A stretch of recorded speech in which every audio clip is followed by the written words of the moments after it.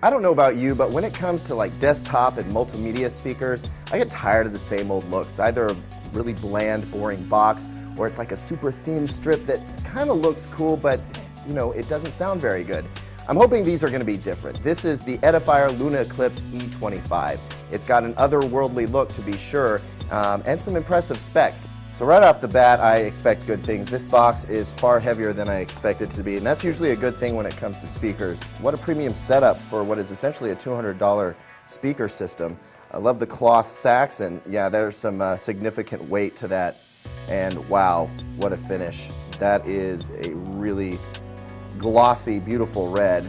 Here's the other one, and wow, there's a lot to take in here. I like that they've guarded the 3/4 inch silk dome tweeter with a little bar here. This looks like a 3.5 inch driver. There's some touch capacitive keys on the side for power and volume up and down. And then buried, it's gonna be hard to show, but buried in this little slit are 2 passive radiators, one facing up and one facing down. Both of those are designed to accentuate the bass from the active driver up front. On the back, we've got an auxiliary input. Of course, you can always use them as a Bluetooth speaker if you want.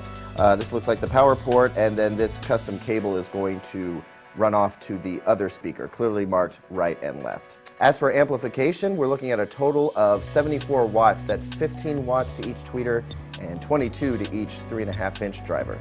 In the box with the speakers, a few accessories. It looks like that's the custom connection cable that goes from right to left. We also have an auxiliary input cable.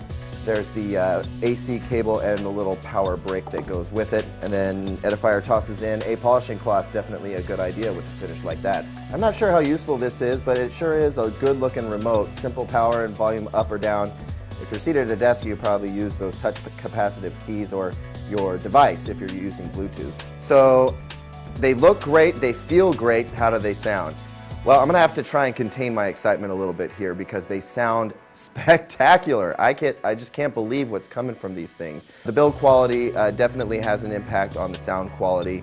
The passive radiators and the sealed cabinet create very smooth, very even, and very tuneful bass. Doesn't get real low, but you know, we didn't really expect that.